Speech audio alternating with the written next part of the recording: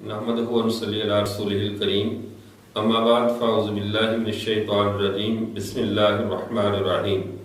मुअज़्ज़ज़ सामीन, इस वक्त हम सोशल मीडिया और इस तरह के दूसरे ज़राए मुवासलात की वजह से जिस अधूरी इंफॉर्मेशन के दौर से गुज़र रहे हैं, इसमें हमारा वास्ता सिर्फ अधूरी इंफॉर्मेशन से नहीं बल्कि उन लोगों से भी पड़ता है जो कि लिटिल नॉलेज इज डेंजरस की अलामत बने हुए थोड़ा सा इल्म लेकर पूरी कौम के लिए गुमराही का जरिया बन रहे हैं। सोशल मीडिया ने जहाँ पर हर इंसान को अपने ख्यालात के इजहार और उसको अवामुन्नास में फैलाने की सहूलत फराहम की है, वहाँ पर सबसे बड़ा अलमिया ये हुआ कि जाहिल लोग इस मैदान में इतना आगे बढ़ गए कि उन लोगों ने खैर को मशकूक बना दिया और शर को ही लोगों की नज़र में पसंदीदा बना दिया। ऐसे ही फितनों में सरजमीन जहलम से उठने वाली एक दूसरी आवाज़ है, जैसे अमादुल इस्लाम, जो कि अपनी हरकत और अपनी गुफ्तगू और अपने इंतहाई बाजारी से लहजे की वजह से अमादुल इस्लाम की बजाय आदुल इस्लाम यानी इस्लाम की दुश्मनी का किरदार अदा कर रहा है। इस शख्स का तरीका वारदात यह है कि मसरूफ़ तरीन उलमा इकराम को या इसी तरह उन कौम की मुअज़्ज़ज़ और मोहतरम शख्सियतों को टेलीफोन पर रब्ता करके उनसे कुछ सवालात करने, फिर उनको अपनी मर्जी की कटिंग करके और अपने चैनल पर उसको नशर करके आवाम से सब्सक्राइबर और लाइक और फॉलो करने वाले लोगों को तलाश करना।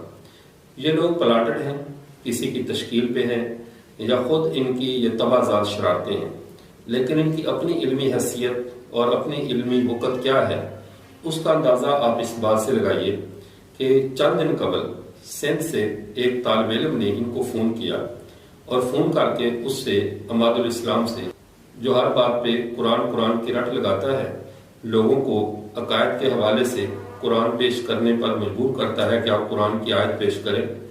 लेकिन सूरत हाल इसकी ये है कि उससे एक साथी ने पूछा सिंध से कि आप ज़रा ये बतलाइए कि क्या कुरान पाक में जो मुतवफ़्फ़ा अन्हा ज़ौजहा, जिस औरत का खामद फौत हो जाए, उसकी इद्दत और उसका नानो नफ़का, उसके जो वरासा में से उसकी जो वसीयत है, जिसको इद्दत वगैरह, तो कितना अरसा है। कुरान पाक में एक जगह पे तो 4 माह 10 दिन लिखा है और एक जगह पे कुरान पाक में 1 साल की इद्दत कहा गया है। तो इसके जवाब में बजाय इसके कि वो अक्लमंदी का जवाब देता, उस बात को इधर उधर से टालने की कोशिश की कि जो कुछ कुरान में लिखा है यही मेरा मौक़िफ़ है, जो कुरान में है वही है। तो अब उस आदमी ने बार बार सादा से आदमी ने सवाल किया कि कुरान में 2 बातें लिखी हैं, एक बात इद्दत की 4 माह 10 दिन बतला रही है, दूसरी 1 साल बतला रही है, तो इसमें से ठीक कौन सी है। लेकिन मौसूफ की इल्मी जहालत इस हद तक है, इल्म से जहालत, कि आप उसकी ज़रा गुफ्तगू खुद सुने और मुलाहजा करें कि पूरी उम्मत मुसलमा के मुकाबल सीना ठोंक कर मैदान में आने वालों की इल्मी लियाकत का क्या अंदाज़ा है, क्या हैसियत है, कि जो एक आम से आम फहम मसले, जिसको आम सा आलिम भी, जो थोड़ा सा पढ़ा लिखा एक तालिब इल्म भी हो, वो भी जानता है, लेकिन ये अमादुल इस्लाम साहब जो इंटरनेशनल स्कॉलर बनने के चक्करों में हैं, उनकी ज़रा जहालत इस ऑडियो में ज़रा मुलाहजा करें कि मौसूफ उस सिंध के दोस्त को कैसे इल्मी जवाब से नवाज रहे। जी, मैं बात करता हूँ। कौन?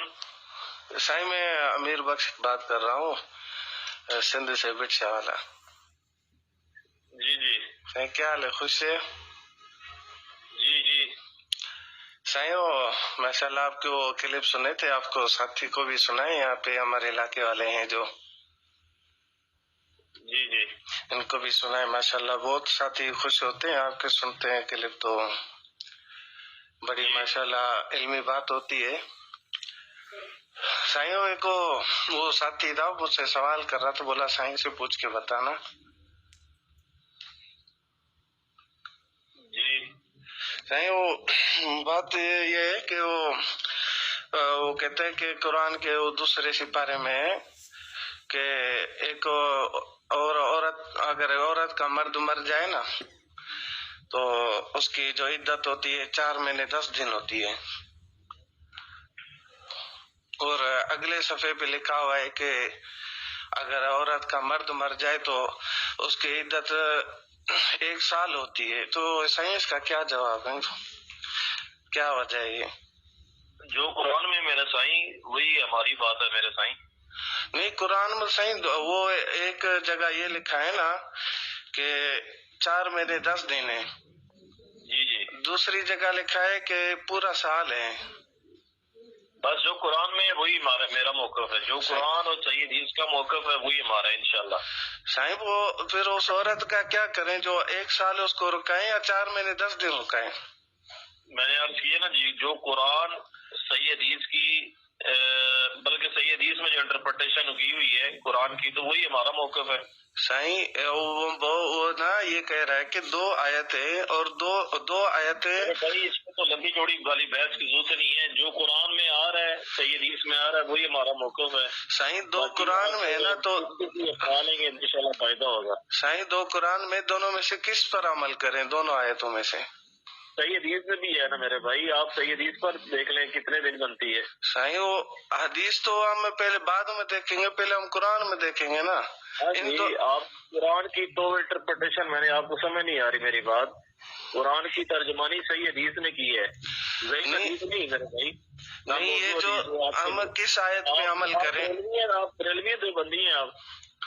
سائیں آپ کہتے تو کوئی نہیں ہے تو وہ چھوڑو, یہ بتاؤ قرآن میں جو ہے کس آیت پہ یہ بتا رہے جی؟ آپ دیوبندی ہیں یا بریلوی ہیں؟ سائیں اس بات کو چھوڑو وہ ہے یا نہیں ہے اس بات کو آپ خود ہی کہتے چھوڑو, ہم نے چھوڑ دی ہے. آپ پوچھ رہے ہیں نا. ٹھیک ہے اللہ حافظ, بہت شکریہ. نہیں قرآن ایسے ہمارا مذہب ہے نہیں. جی یہ کلپ آپ نے ملاحظہ کیا تو آپ کو اس سے اندازہ ہو گیا ہوگا کہ موصوف کی کس حد تک علمی قابلیت ہے. یہی وجہ ہے کہ علماء ایسے لوگوں کو منہ نہیں لگاتے.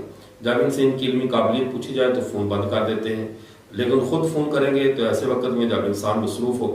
گزشتہ دنوں 31 دسمبر کو مجھے جہلم جانا ہوا اور وہاں پر خطبہ جمعہ کے لیے حاضری تھی. تو اس کو معلوم تھا کہ میں وہاں پر آ رہا ہوں, لیکن اس نے وہاں کوشش نہیں کی ملاقات کی اور کسی بھی طرز پر اس نے کوئی ایسی صورت نہیں بنائی کہ اس سے وہیں پہ بات چیت ہو جائے. لیکن جب وہاں سے میں واپس آیا راستے میں تھا تو پھر فون کیا اور فون کر کے ادھوری بات کی. اور جو ہی میں نے اس سے کہا کہ آپ ذرا اپنی علمی قابلیت تو بتائیں کہ آپ کی علمی حیثیت کیا ہے, کیونکہ ہر کس و ناقص کو جواب نہیں دیا جاتا. جیسے شیخ سعدی رحمہ اللہ نے فرمایا جواب جاہل باشد خاموشی, کہ جاہلوں کا جواب خاموشی ہوتا ہے. تو ایسے جاہل کو جواب دینے کی کیا ضرورت ہے؟ تو موصوف نے فوراً فون بند کر دیا اور بعد میں اتنی سی بات میں سے بھی مزید کٹنگ کر کے اس کو اس نے سوشل میڈیا کی زینت بنا دیا کہ سوشل میڈیا پہ کہ جو علماء جواب نہیں دے رہے.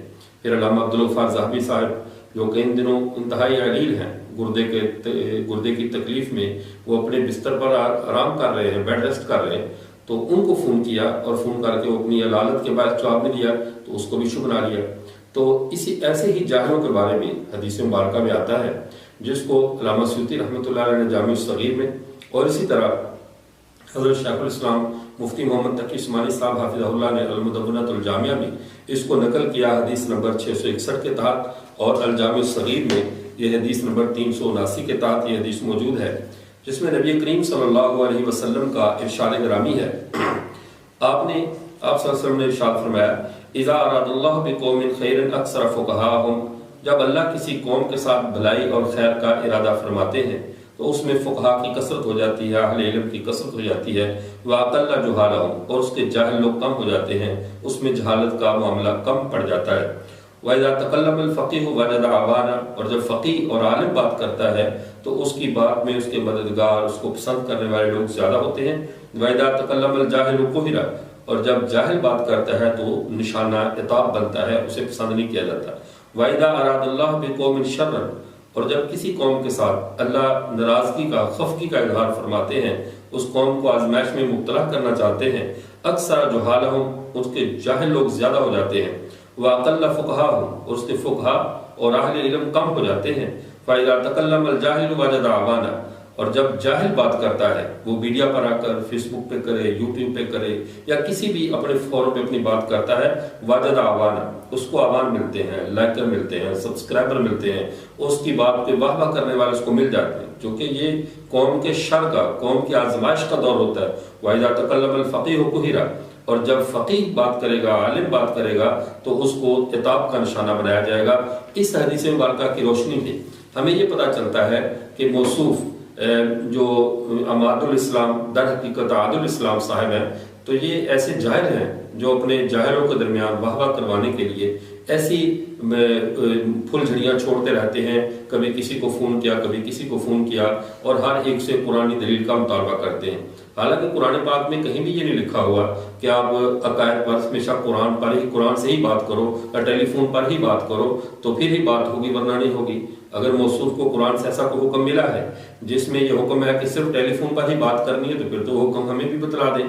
بصورت دیگر موصوف تیاری کریں اور کسی وقت میں ہمیں دعوت دیں، ہم اس کے تمام المحنت سے لے کر آخر تک جو بھی اس کے دماغ میں جو فطور کی باسی کڑی کی سران اٹھ رہی ہے اس سب کا احسن طریقے سے اسے مطمئن اور کرنے کے لیے اور جواب دینے کے لیے ہم خود بھی جہل میں انشاءاللہ حاضر ہو سکتے ہیں۔